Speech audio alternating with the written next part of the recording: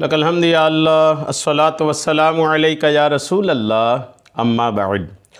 सिलसिला है नाज़रीन की तरफ़ से पूछे गए सवालों के जवाब पेश करने का। नाज़रीन में से एक ने हमारे किसी वीडियो के कमेंट्स में ये सवाल किया है कि औरत हैज़ से फ़ारिग होकर गुस्ल से पहले क्या रोज़ा रख सकती हैं। हैज़ से फ़ारिग हो गई और अभी गुस्ल नहीं किया है, रोज़ा रखना चाहती है तो रख सकती है कि नहीं। ये बहुत ज़्यादा इत्तेफाक इसका पड़ता है ख़वातीन को, चूँकि रात को जैसे हैज़ बंद हो गया और फिर सहरी का वक्त है, उससे पहले नहा नहीं पाए और सहरी का वक्त हो गया, फिर सहरी खा लिए, नहाने से पहले ही रोज़े की शुरुआत कर लेना, ऐसा कर सकते हैं या नहीं। आइए तवज्जो के साथ जवाब सुनिए कि इस मामले में मुफ्तियान किराम ने क्या रहनुमाई पेश किया है। इस सूरत में अगर कोई ऐसा करती है कि जैसे रात को हैज़ बंद हुआ और पता है कि कल से और हैज़ नहीं आएगा, हैज़ आना बंद हो गया, हैज़ का वक्त भी ख़त्म हो गया और अभी गुस्ल नहीं करी है और सहरी खा के रोज़ा रख ली, तो ऐसा करने से रोज़ा उनका दुरुस्त हो जाएगा।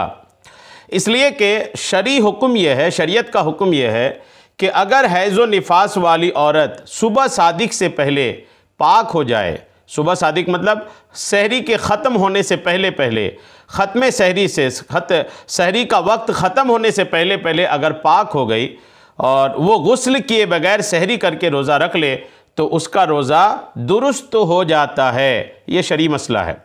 बल्कि फ़र्ज़ रोज़ा हो तो उसे रोज़ा रखना ज़रूरी होगा। रमज़ान का जैसे महीना चल रहा है और रमज़ान में किसी का हैज़ रात को बंद हुआ तो अगरचे नहीं नहाए लेकिन फिर भी उस पर ज़रूरी है कि वो सहरी खाकर अगले दिन का रोज़ा रखे, जबकि रोज़ा माफ़ होने का कोई दूसरा उज़्र ना हो। और ये भी याद रहे कि रोज़े की हालत में फ़र्ज़ गुस्ल भी हो जाता है। रोज़े की हालत में अमूमन लोग समझते हैं कि फ़र्ज़ गुस्ल कैसे करेंगे, तो फ़र्ज़ गुस्ल जो है ये भी रोज़े की हालत में हो जाता है। रोज़े की हालत में भी गुस्ल फ़र्ज़ किया जा सकता है, लिहाजा रोज़ा रखने के बाद गुस्ल कर सकते हैं। अलबत्ता रोज़े की हालत में जब फ़र्ज़ गुस्ल करें तो उस वक्त गरगरा ना करें। जो गरारा करते हैं, हलक तक पानी ले जा करके जो गरारा करते हैं, रोज़े की हालत में जब गुस्ल फ़र्ज़ करते हैं तो उसमें गरारा नहीं करेंगे। और नाक में पानी चढ़ाने में भी मुबालगा नहीं करेंगे, यानी ज़्यादा ऊपर तक पानी ले जाने की कोशिश नहीं करेंगे।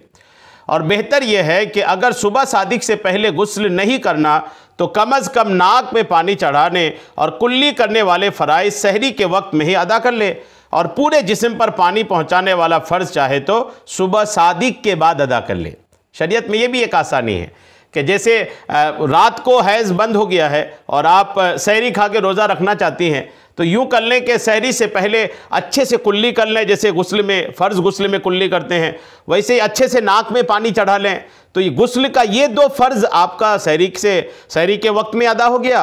अब उसके बाद आप सहरी खा लीजिए, उसके बाद फिर भले दिन में या फजर की नमाज से पहले अगर आप गुस्ल कर रहे हैं तो उस गुस्ल में ये हो सकता है कि आप पूरे बदन पर पानी बहा लें। यानी गुस्ल का दो फ़र्ज़ जो है आप सहरी के वक्त अदा कर लिए और तीसरा फ़र्ज़ जो गुस्ल का है वह आपने अदा किया दिन में या फिर रोज़े की हालत में, ये भी किया जा सकता है।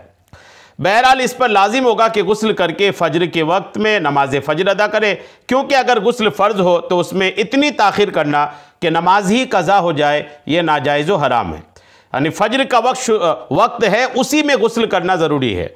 अगर आप उस वक्त गुस्ल नहीं किए रोज़ा तो आपका हो जाएगा, दिन भर भी गुस्ल नहीं किया तब भी रोज़ा हो जाएगा, लेकिन बिना गुस्ल के नमाज तो नहीं होगी।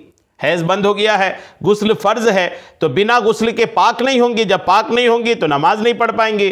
तो अगर गुस्ल ताख़ीर करते हैं, लेट करते हैं तो नमाज़ें छूटेंगी, तो नमाज़ें छूटने का गुनाह तो होगा लेकिन रोज़ा बहरहाल हो जाएगा अगर गुस्ल नहीं करती हैं तब भी।